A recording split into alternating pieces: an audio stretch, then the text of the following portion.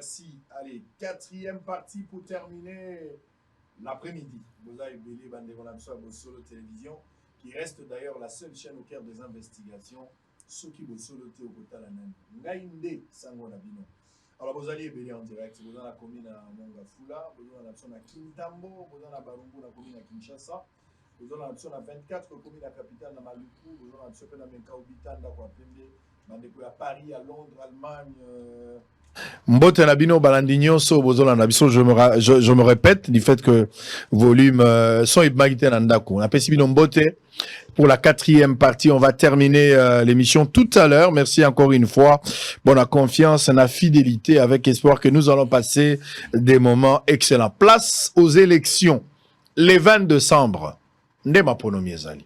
Nani bako voter président de la République. Banani bakozala ba députés nationaux ba autorité dans l'Assemblée nationale. Banani bakokende na ba assemblée provinciale. Nde mituna yangwana mais biyano nango ekozoma parce que élection to kokende.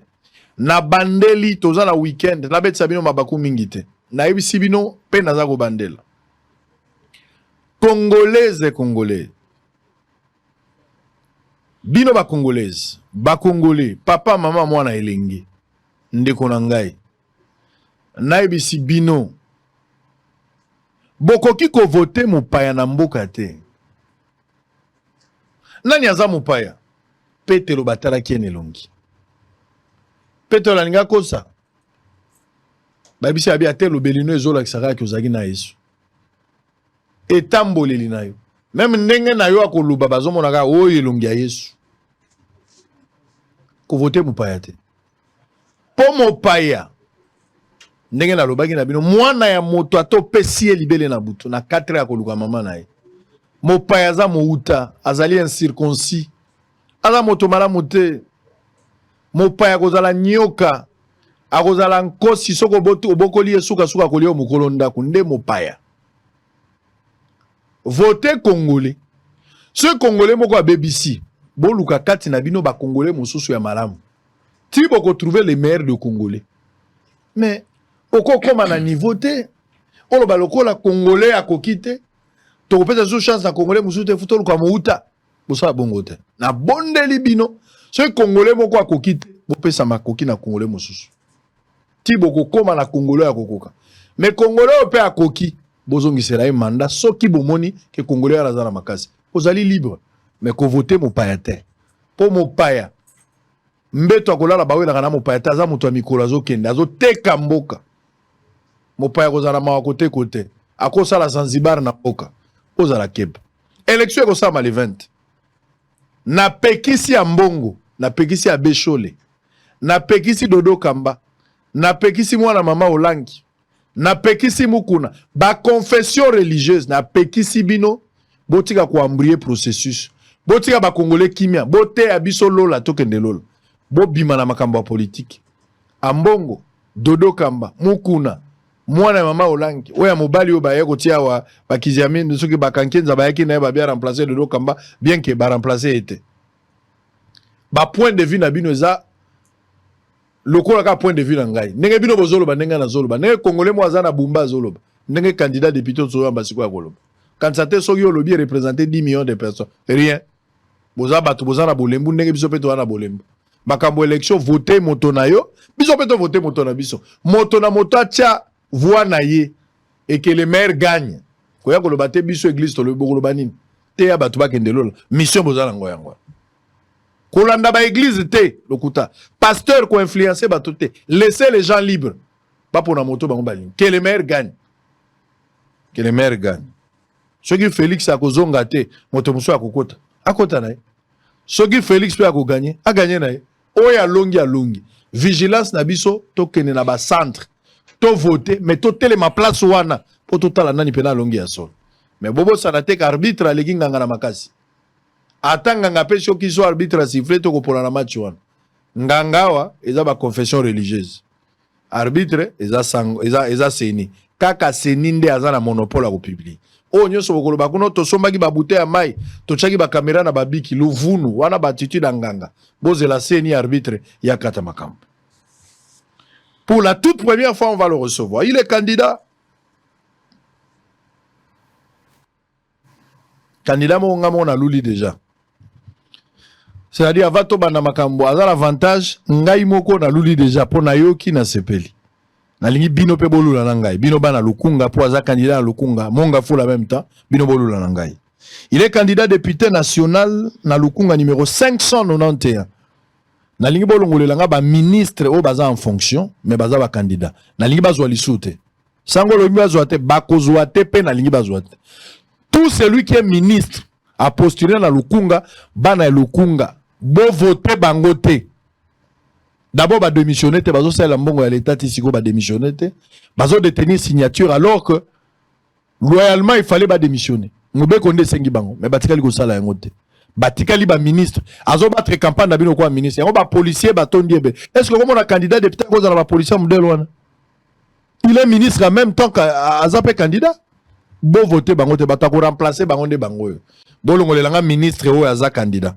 Longolelanga bango ba mikolo nyonso ba umeli ba sali 3 mandats na ba législature bon longola batako sa ba remplacer bango bango. Candidat député provincial la Monga Fula numéro 145 donc au Benge Mingi tout au long de l'émission monsieur 591 et 145 pour écouter bino malamu koloana pour que nous pèse maboko.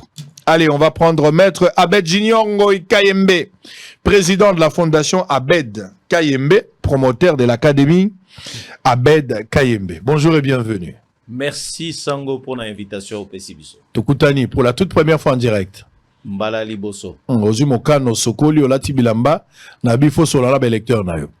Na sepeli na lotili ki opesinga, pour na toye bako solola na oyabiso ba électeur. Kozala candidat député, Lokumu Libaku Tololendo. Alors, pour Nangai, kozala candidat député Lelo. Et pesa melinga parce que depuis 2006, Sango, Nabandi yo bakoye bayo po oza Sango po lati sultani, nga naza mutamibeko po na memeli pe public constitution na biso. Ce qui te fongoli na article 35 ya constitution na biso yango de pesingai lelo makasi na ya kosenga ba pesanga pifo pona na kota masolo yango pona mona bat ba kolala na ba parlement ba ko sala musala o fallait ba sala te. Article 35 alinéa 2 ya constitution na biso le bibo esango l'État encourage l'exercice du petit commerce, de l'art, de l'artisanat par les Congolais. Et il veille, c'est l'État, à la protection de la promotion de l'expertise et des compétences nationales. In fine, Balobinini, la loi fixe les modalités d'exercice de ce droit. Donc, tant que tu as un référendum, tu constitution oyo, tu pesa qui mission na ba parlementaire, ba définir biso loi, ba ebisa biso comment est-ce que l'État doit encourager artisanat, comment est-ce que l'État doit encourager ba mama ba tekaka na zando, comment est-ce que l'État ko sunga bande ko na biso ba tekaka na royal, ba art, tilelo, premier mandat il est en 2006, 2011, 2017, na komona totikela ki bango terrain mais bako fouté bako lalande pongi na pongi ba mususu bazaka après ba welelande palissade ya ofele alors tolobi tete biso mongo to kota na masolo pona to sala ba loi oyo ozwi mokano ya okoma député po sali constat kaka to zali victime na sali constat et na kiti na terrain na minitio na koyebisa bo na bazolanda yo en direct ba pêcheur ba kasser ya ngalema ya monga fula ba kolanda yo sango nazalaki na bango ba mama wenze ya kindele ya delvo ya monga fula na commune wana ba kolanda onde na koyebiso boy baleki na biso o basilisi bazangi misala parce que l'État faut encourager l'expertise na biso na ba compétence nationale ba ko chômer ba na IBTP ba ko sereni bazana groupe na bango ba ko landa ba marché pesami na ba chinois et expertise na main d'œuvre locale eza protégé te na constat ya wana na vandi lokola naza moko yo babengaka avocat molobeli déjà ya ba oyo bazangi mongongo na lobete to kota masolo sko ya politique pona to lobela ba oyo bakoki komi lobela te nde public base nanga epesinga kombo pona campagne babete yoza molobeli ya mabota kota masolo yango pona to mona clair na match. Monsieur 591 et 145, ils ont numéro là. Na lokunga ba voté on a 591 et puis na monga fula baza na 145. To banano penza kimia. Po yo kampasi ya koya kosunga makambo ekoya. C'est-à-dire oza na mois passé. O toko retenir epanayo. Yo za nani osala nini? Ah, merci pour na mutuna. Ba o yanga ba yebi.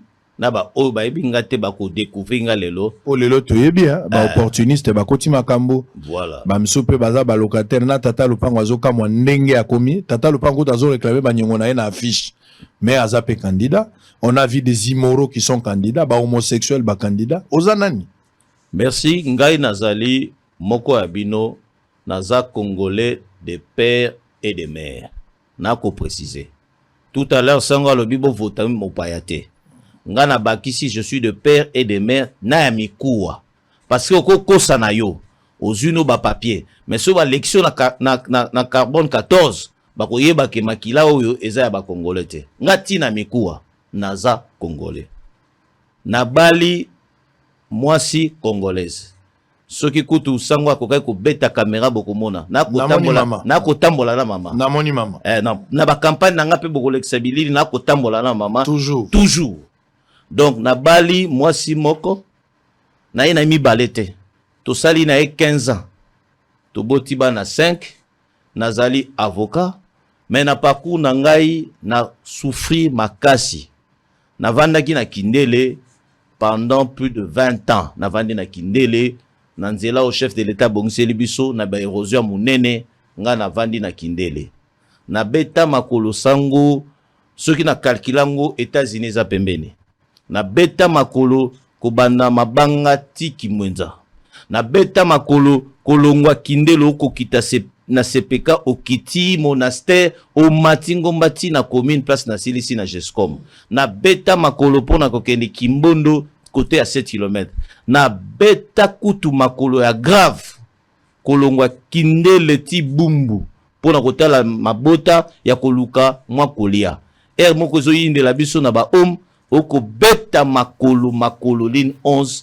tina bumbu na kilumba bana kilumba ba yebi biso to bande ko ya pona kakozwa kaka fufu muke ozonga okende kotanga ngai sango nazalaki mokumbi mutuka chauffeur na kobula na 8 témoins ndoi na yo Israël Mutala nga na kokumba to ko kata ba billet to ko teka ba receveur to zaki na ba billet ba receveur ya ba rouge na ba jaune ya ba pokwana ya molaibwe to ko teka to ko sala bongo pono kangisa mwa mbongo pono silisa ko kelasi ngai mde ko ayo awa nazalaki barman bato bayebi na mabanga nazalaki barman na ko teka bouteille moko na papier na kotanga na koteka donc nazana parcours ya makolo ya pasi et par la grâce de Dieu Nanzela Nzambe aujourd'hui 20 ans de carrière en tant qu'avocat lelo na longwe pasiwana na tiango na mokongo na ngai pasiwana ezali susu actualité na ngai te et na bombeli batute batu bayebi na zoki kutu bourse ya kuvanda na poto libote kendaki mais na kati nanga nazalaki na kimia te na kotanga mena ko yoka bien te naza doctorat en droit na kotanga na kozala kimia te ti tovandi na mama ba mususu balotaka ndoto na bango ba mari de nuit ba mususu balotaka ba homme de nuit mais nga ndoto na ngezaleka ki yo zokende nana kolobela biso yo kei nana kolobela biso tina beteli ndoto wana mwasi nanga abi eza appel na yo zonga na mboka zala molobela mabota na septembre biso tokolanda yo zonga janvier déjà banda kokondo sala musala parce que Nzambe abengi yo olobela mabota ndeko zonga nanga kozonga wana na bandi démarche parce que na bande ko kipe politique te ba o ba ngai ba yebi na kipara politique te mais nazomona ke bato to tcha na terrain ba ko fouter grave na yebi sûr que déjà ba loi eze belé Tokota OADA depuis 2012. Nako yebisa naza expert à OADA. La loi OADA a sali ba renvoi ba juridiction. Les OADA a définir ba infraction économique. A tineli ba état parti. Ba définir ba taux de la peine. Lelo sango to sali 11 ans. Na katia parlement successif incapable de fixer ba taux de la peine. Donc to zamboka moko to na ba infraction mais de consacrer impunité. N'est-ce pas si nous sommes au OADA 17 pays, les législateurs n'ont pas parlementaire, ils travailler, mais il y a plus de la palissade, n'a pas de problème dans la ram. Alors, il y a le BT, on a yebiango, il faut que côté sco masano pour notre la kissa et tout à la côté, il y a peuple pour notre défendre l'intérêt Yamboka. Finalement, arbitre, nani entraîneur yemo andima kota na terrain. Na koti. Alors on va suivre d'abord quelques projets. Oh yomo gozomo la kelelo ce que koti comme programme yangonde ozaba défi énorme yozo lingo même ensemble. Tout à l'ango on va expliquer biso en détail de quoi il s'agit. Allez, en image précis, on va prendre le tout premier élément, programme ou projet de société Abed Kayembe. À tout à l'heure. Au cours de notre descente sur terrain, en communion avec notre électorat ou notre base, nous avons été amenés à rédiger un projet de société qui ne soit pas fictif ni imaginaire, mais qui répond aux desiderata de nos électeurs. L'emploi. Sur ce premier point, il y a 3 sous-volets. Nous allons travailler pour que les SMIC de Congolais actuellement à $90 puissent grimper jusqu'à $500. Au niveau de notre base, constituée des personnes vivant avec handicap, nous voyons les sourds, les aveugles, les infirmes, toutes ces personnes, nous les avons promis et nous pensons ce qui est judicieux, d'exiger un quota entre 5 à 10% auprès de toutes les entreprises de droit public et de droit privé afin que le travail pour tous qui est un devoir et à la fois un droit soit garanti à tous les Congolais. Toujours dans ce point d'emploi, le 3e point, c'est le dumping social. Nous voulons que certaines classifications d'emploi, de travail, soient exclusivement réservées aux Congolais. Notamment lorsqu'il s'agit de postes de caissiers ou de techniciens de surface ou tout autre travaux manuels, il est inadmissible de recourir à l'importation de la main-d'œuvre chinoise, indienne, libanaise, pakistanaise et j'en passe. Ce n'est pas nous qui donnons les statistiques, c'est l'ONEM qui affirme qu'il y a 94% de population active qui est au chômage. L'artisanat. Nous avons été en contact direct avec les casseurs et les casseuses de pierre ou de moellons ou de caillasses, mais également avec les pêcheurs. Ces deux-là nous ont demandé d'être leurs défenseurs, leurs porte-parole. Pour eux, nous allons rappeler à l'État congolais la Constitution qui dit que l'État encourage l'artisanat, les activités artisanales des Congolais.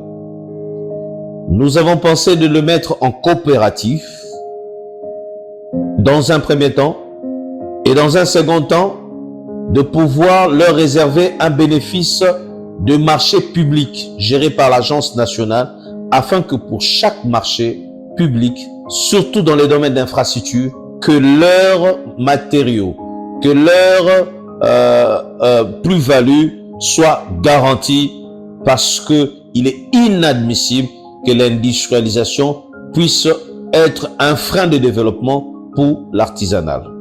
Cela vaut également pour les pêcheurs.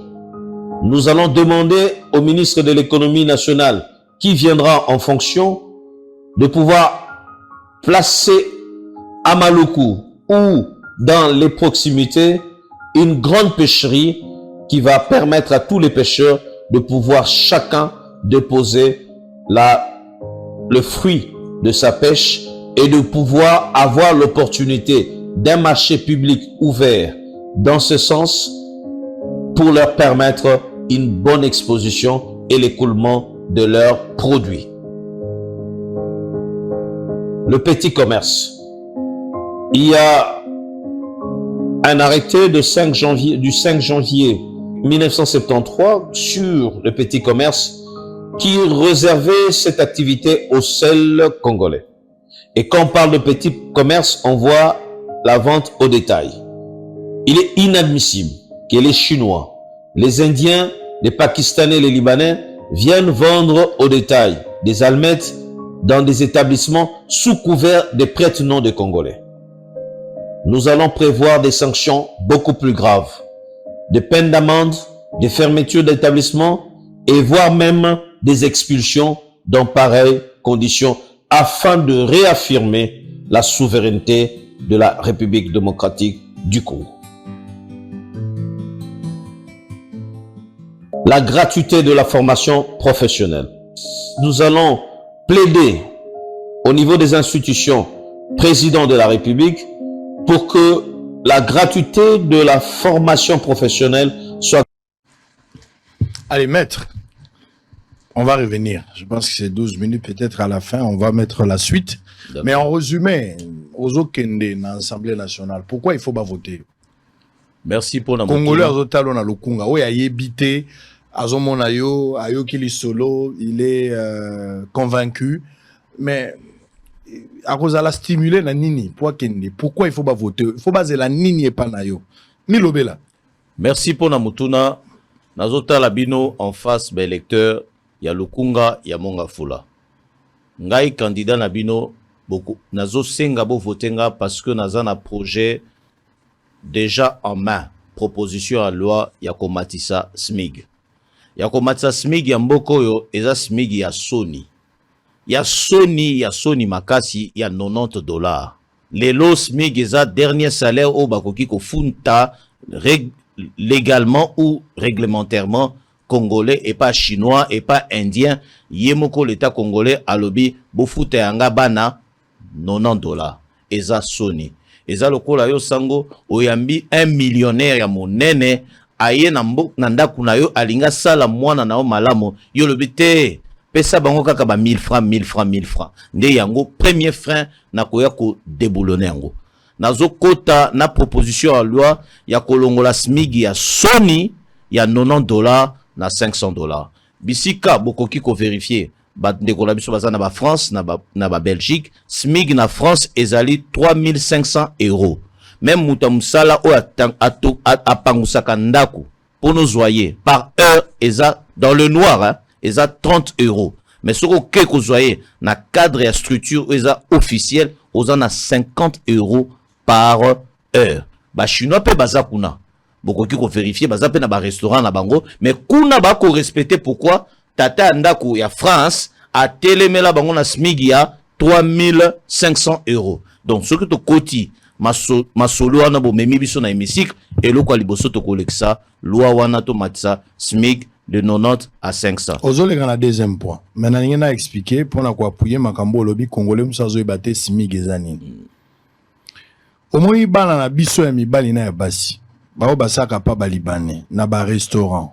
Na ba supermarché mingi surtout ba supermarché place ba congolais mingi bazali to na ba magasin ba boutique ya ba libanais ba indo pakistanais to lo ba paya ta ba wara ba bayaka na yoka kabino obenganga mingi ta musu sango bato bazofuta biso bien te to sala musala mingi bafuta nga $90 bafuta nga $120 bafuta ko bango balingi pourquoi tozwaka ya noter bokansaka lokola que libanais indien chinois ba corrompara ba généraux te au-delà de corruption auto soupçonné bango l'état congolais l'état moyini yemoko l'état congolais a sali mobeko ministre ya travail ya ibiango po azobo yande ko expliquer bino mais ndeko azopesa bino ba révélation po boyeba babi ndenge boye awa yo libanais aux américains aux français soko ye a osali société na yo olingo futa ba frère nanga ba congolais oya suka okofuta mutu soko moni penake mutazane loko to lobi ko peta salaire fo futa ye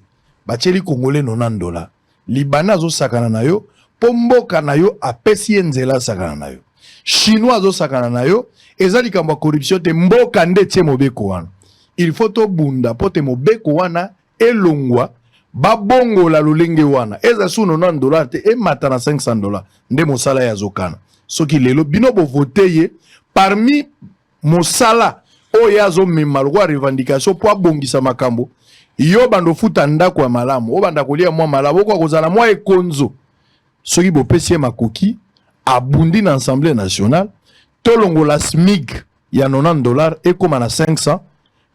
C'est vrai que kolonga makambo nyonso te mais changement ekokoma kende na yo. Merci Sango. Et oyo tokosala pona SMIC bandeko na biso ya fonction publique, c'est-à-dire ba policier, ba soda, ba nyonso ba huissier, ba kozala pe en reste te parce que ça quand même soni soki ba paya ndenge tangi bango ba libanais ba chinois ba komi ko futa bana na yo 500 et bongo yo moko papa employeur ya bana na yo moko okofuta bango na se lisusu te siko mutu na ekouta mbongo wana ekozwama wapi. Alors soki bo vote ngai 591 na Lukunga 145 na Mongafula na kokende siko kokende ko réduire ba charge nyoso o babengi ba frais de fonctionnement ya ba institution okotuna mais pour parlementaire akozwa pouvoir wana wapi bino nde bopesaki biso na constitution na article 95 na lingi na autorisation totanga ngo pona ezape devoir mususu o l'état congolais asala te na kolakisa bino. Donc l'article 95 et le biboye les émoluments des membres du gouvernement sont fixés par la loi des finances. Na salaire, na train de vie à gouvernement. Et zande biso ba député tout fixe à kayango. Nanzela ba bengi loi de finances. Donc ce qui bokoti singai, to kokende ko récupérer ba mbongo nyonso ba de to pesaka ba député 21 000 to kokiti sango na 5 000. To kozwa ba mbongo nyonso ba ministre, ba vice ministre na ba dotation apesaka bango 6 mois d'avance. Papa ekosila. Et qu'aussi là parce que zo mbongo est belé à l'État. Comment pouvez-vous expliquer? Yo osa représenté à peuple. Article 5 lobby que la souveraineté nationale est à peuple congolais. Yo zo représenté Moutou. Mais oleki Moutou zo représenté aza mobola à cause de $90. Mais yo za censé représenter yo comme il a 21 000. Est-ce que ça bon moto to bundoki? Et ça bon, et ça normal l'État? Comment yo ozolo banazolo bela muta mobola yo mwana bitinda nga mwana bitinda ozolia koleka mukolo mbongo oleki koleka mukolo mbongo ezaka mpuku mutasaka popo bota koleka mukolo ndako mais c'est normal te? Donc c'est ce qui se passe avec les mandataires to ko réduire train de vie ya ba mandataire nyonso na bandi tongo présenter nga naza avocat il y a 20 ans na ye koluka misala te contrairement ya ba o ebele ba koya la ba candidature to komi plus de 23 000. Donc, ezapo na koluka musala. Nga na ye pona musala te. Na ye pour que peuple souverain primaire azongela makasi na ye. Soki oza mandataire na ngai na zozwa $90, la logique voudrait que mandataire azomuke koleka mandat. Parce que yo za chef na ye. Boye ba keke ba mbolombolo na bino eza biso ba parlementaire ba chef de l'état toza ba mbolombolo na bino. Parce que l'article 5 le dit que la souveraineté revient au peuple. Mais biso bambolombolo la bino boko tinda biso to lobela bino. Comment yo ko gagner $90 et yo au lobby parlementaire au yepolo lobela peuple au kozwa 21 000. Et ça na bon normalité. Yango wana boko pesa wango mbongo belé et ko servir na ko baksa basi premier bureau, deuxième bureau, troisième bureau ba kozwa pena cadeau susu ba baksi bango bonus ya palissade.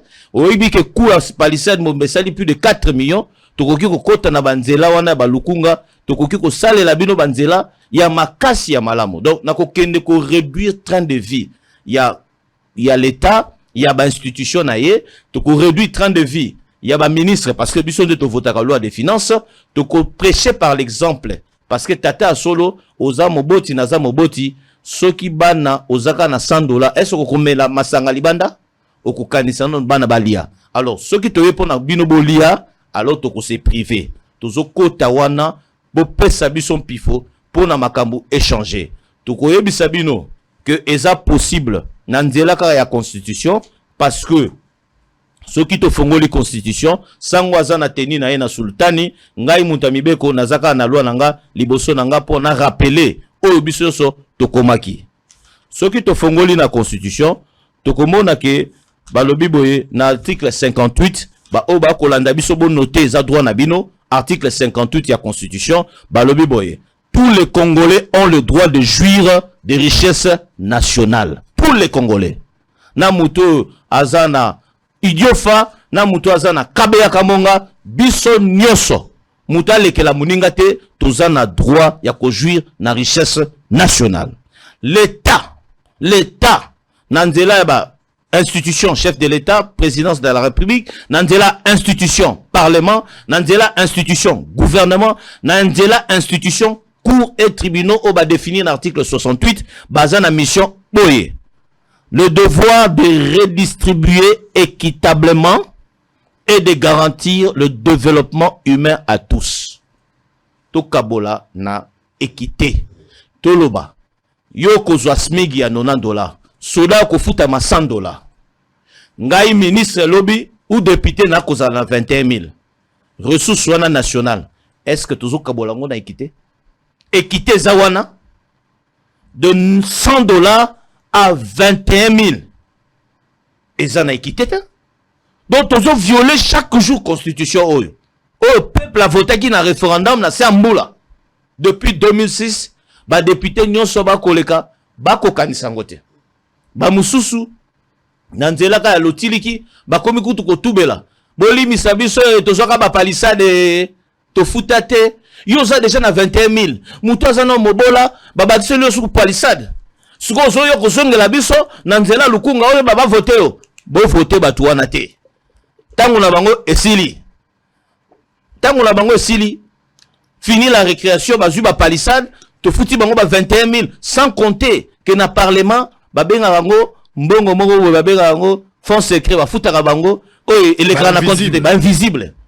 Yo mona mboka autolobi état de droit, gouvernance et transparence, bako benga na institution au place et vandi transparence balobi invisible. Il y a quelque chose qui ne va pas. Biso soto koti, les lois de finances, elles seront publiques. Quand on parle de finances publiques, et l'accinine, finances ouvertes au public. Tant que ça la audience publique, batunyo so bayaka. Yo mote ki mapa, mote ki mai, mutu nyonso akoya na public, akotala audience, akolanda ndenge ba juge bakosambisa. Désormais, boyo kanga ba régie financière, boyo kanga ba gouverneur ya ville Kinshasa. Mbongo ya finance publique ekozala polele. Mbongo koti lelo na DGI na pokwa biso sur koti na internet na DGI to yebike mbongo koti combien? Parce que trop c'est trop na mboko yo. Nde premier projet na ngaki ko rassurer bino numéro 591 na Lukunga et puis 145 na Mongafula. Oui. Yango ne ba numéro na yo makanisi eza malamu. Yango na bisaki bato nga na lula ki déjà il fallait bango pe balula. C'est très important. Nazo comprendre te entre mwana bitinda na mukolo ndaku nani akoza na santé ya malamu. Ndenge nini mwana bitinda akotambwa na lolendo azana motuka akobika malamu avoyagera ndenga lingi mwasi na bana poto mais yo mokolo pouvoir ozana ba conditions infrahumaines na askari sazo vivre koleka yo.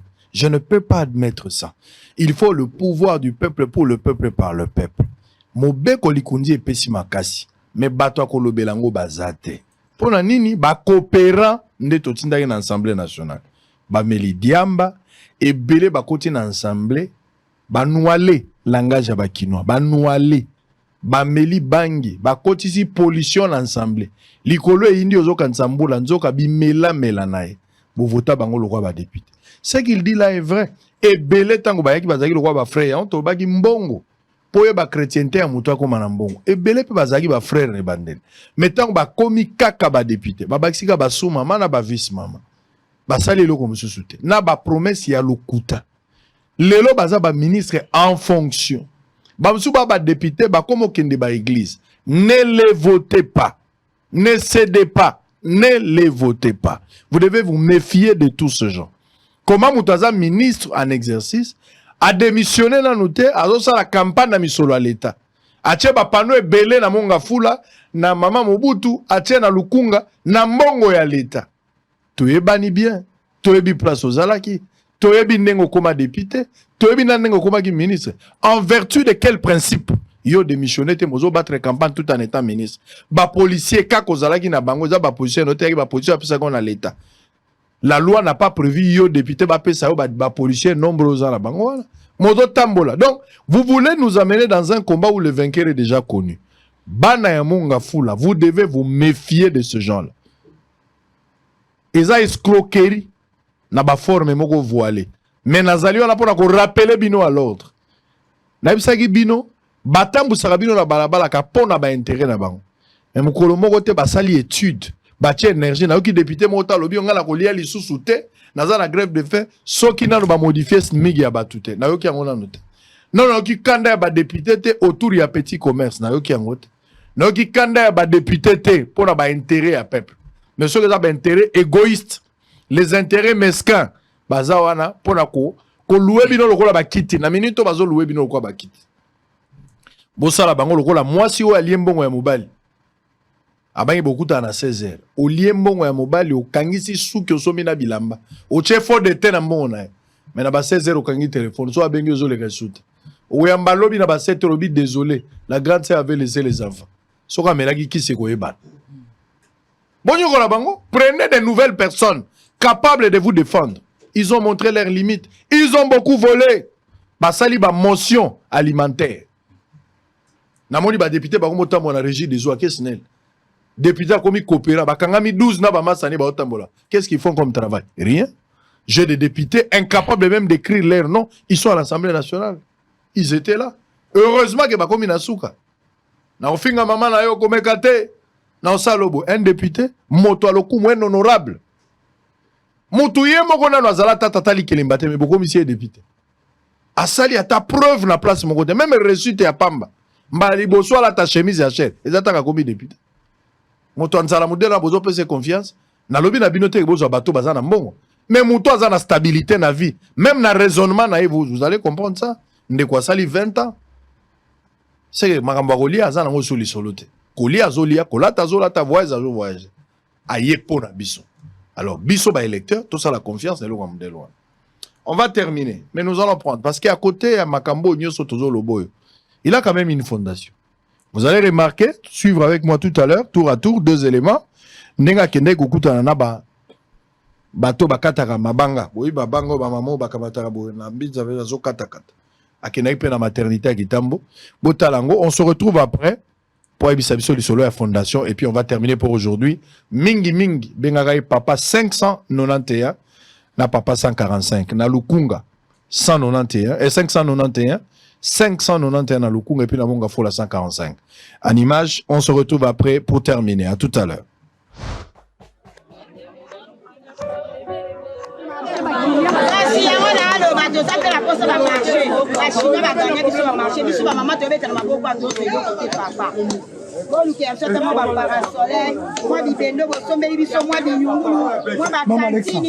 À tous les dirigeants congolais, ne bâtissons pas des îlots de prospérité dans un océan de misère. Nous avons palpé du doigt la misère de ces mamans casseuses, la misère de nos frères, nos cousins, nos proches, nos amis, nos pères, pécheurs. Nous avons palpé du doigt. Et ils ne demandent pas trop. Ils demandent seulement des filets. D'autres ne demandent que le marteau. Ils demandent seulement les parasols. Ça coûte combien? Arrêtons de piller et de faire saigner le trésor public pour que ces personnes également puissent aussi profiter de la vie. C'est pour cela que nous avons été animés, moi et mon épouse, de revenir au pays, de porter avec vous vos fardeaux au travers de la fondation Abel Kayembe et de vous accompagner dans de petits gestes, espérant que par ces petits gestes, vous allez retrouver la joie et la fierté d'être Congolais. Que Dieu bénisse la RDC.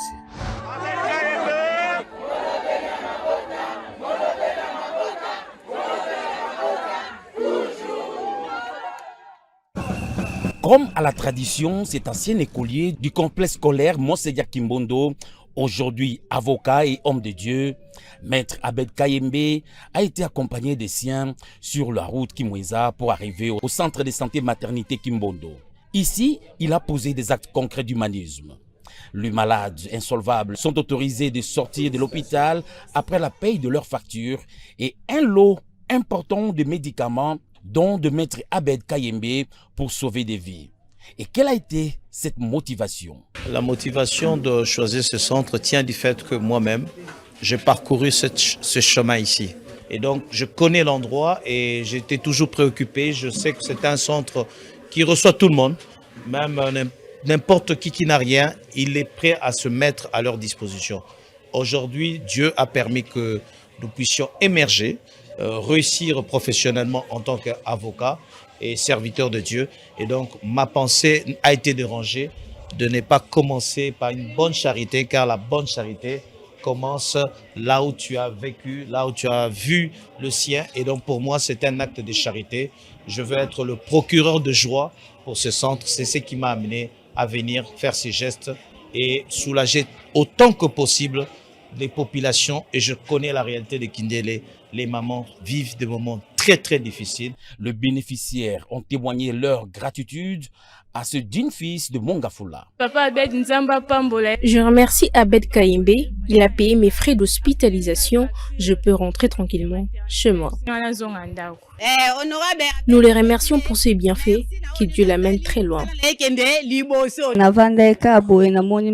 Maître Abed est venu nous rendre visite par surprise à l'hôpital. Moi, je viens à peine d'accoucher et je les remercie de tout cœur. Maître Abed Kayembe et sa fondation comptent garder cette chaleur avec ce fief naturel. Kayembe, côté à Bamama. Oligi Bamama mingi? Bamama nde babotaka biso. Bamama nde bayebi pasi ya 9 mois. Bamama nde bazwaka pe mbeli mpona kobimisa bomoi. Bamama nde ata bapapa mosusu bakimi biso. Bamama nde batikalaka. Zalaka na biso bakoteka mingi biso bapapa bazali bafonctionnaire. Papa koki kondima ba humiliation mosusu te. Bamama bakenda bazando. Mama nanga ateka savon, ateki sucré pour totanga. Donc mingi nazana devoir mingi ya bamama. Et c'est avec raison balobi ceux qui tozui éducation malamu na bamama tokotombola mboka. Yango na zongi na kati na ngamoko na lobi lelo nzamba pesinga nzela na tangi na bimi libanda na tangi ba étude belé na tangi na ba université ba Laval na distingué naza brillant avocat eza komi komisate bokoki ko vérifier papa mi lobela donc naza prenda brillant avocat to réussir tous les cas na nenga ba corruption te. Et aujourd'hui na koki ko défendre constitution mingi ba député ba koya ko senga bino to moni même sous baza ba retraité à football ba tiki lindanda au lieu de retraite na yelo la Zidane akosala ne ba publicité alobi aya akota parlement pour aza populaire bo voter bato bongote bo voter pe ba mususu te eza que amoni loko ekomi bilanga.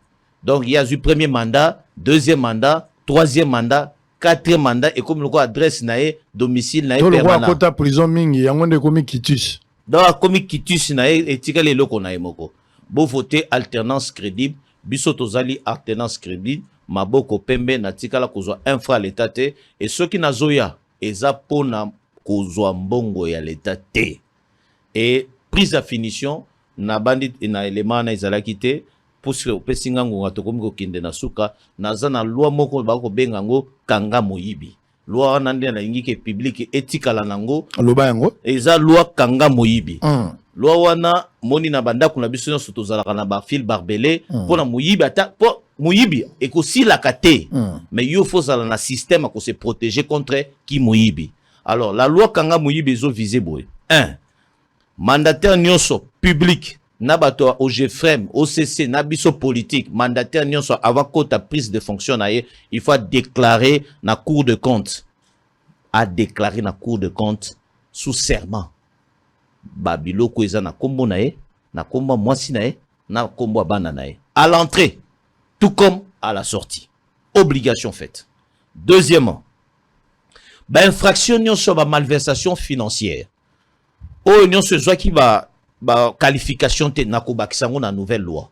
Parce que code pénal autozanango, il faut publier yeba. Et ça code pénal, il y a époque, il y a colonisation. Il y a 1945, au Congolais, mon côté, on est ko gérer. Et ça, mindele na mindele ba ko gérer. Donc, mentalité mindele, na moindu, et que c'est ni. Donc, kaka code wana, depuis 45, de tout ça la kanango. Or, il faut qu'on adapte ba loi na ba réalité à ba Congolais. Na yo nanga to mona na nzela ba réseaux sociaux, moko ya ba ja l'état, a kozwa mbongo a kotandango na ta ya mwana bloc na bloc za million abiso ko poussa ni na baksi sous million mais to yebi salaire ya agent ya l'état mais abima pe boye donc asakana na biso absakani na ye na système ya biso asakani na ba juge et puis asakani na population donc ya bimi yanke abeti moi 3 mois na cap abimi azongi na millionnaire donc ce que za bongo biso sto kota na biso ba cap to bima 3 jours 3 mois après to ko ba millionnaire. C'est quel civisme, voilà. Donc, la loi, on a proposé Kanga Mouyibi, to baksa infraction à bengi détournement de fonds sociaux. Sango gagnera $1,500, au sombinda kwa 1 million, toko tuno mutunate.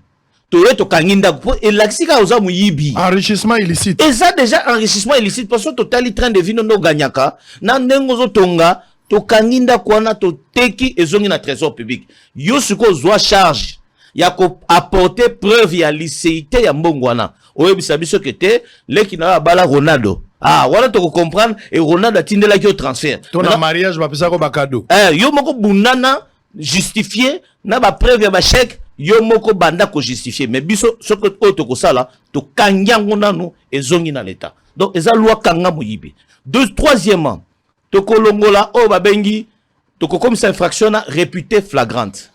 Et l'axinine, tokango après 5 ans, tokango après 10 ans, toko beto procédure flagrante. C'est que nous mangu jour moko. Tu dois actualiser clamer. Tu dois actualiser déjà ils ont réputé. Tu as besoin qu'on commise en clamer.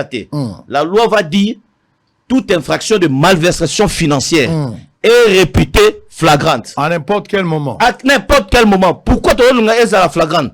Parce que na ba ministre, na biso ba député to bata ma immunité. Au yibi le coup coopérera bien là batuna bureau au commence la plaidoyer balongo la immunité na oté mais or ce qui te kenanzela il y a infraction flagrante immunité zalaka te pas de circonstances atténuantes et ça pété oza mukanga minano yo samba susu très bien alors na suka susu to kolongola suko ba infraction nyo sa malversation financière to komisango imprescriptible et lobi na lingala ke ngong ata 100 ans tokolandela yo ndenge basali pona ba infraction parce que to mona ki mingi banguna en Rwanda ba utiliser arme de guerre makasi ezaki viol ya ba mama na biso ya ba leki na biso alors biso peut te remarquer que gestion mboko eza calamiteuse ba salité za na mboko po ba miyibi baza belé ba ko postuler pe ba tiki mboko la salité ba lingi pe ba postuler pe ba pesa bango voix alors to lingi to sala boy bosunga biso to kota na ibonga pour voter loi wana ekozala imprescriptible c'est-à-dire après 10 ans au tekela ki mutu to kolande la mutu wana to botoli au pesa ki bana na ekota na succession ata okufi et okolamuka na nzela succession na to ko botola yo mo na place okufi ko regretter pour ni yibaki l'état to lingi que l'état azala plus fort que Batu. Jamais dans un pays les individus sont plus forts que l'institution. Ceux qui battent comme makasi ko le institution alors arbitraire et kozala. Et puis deuxièmement, il y aura ces clivages sociaux auto-monarqués. On est dans l'extrême. Na Congo, on a 2 extrêmes. Les millionnaires voleurs, mibi, na les bons citoyens pauvres. Au bas qu'on travaille, l'intégrité. Nous devons créer la classe moyenne. Et il y a une place tozo kita. Et là que zo pesa biso makasi ya kokota masolongo parce que yemoko chef de l'État alobaki ke alingi ke ba Congolais ba koma ba millionnaire. Alors bo pesa biso mpifo. Pona ke na rendez-vous à 5 ans.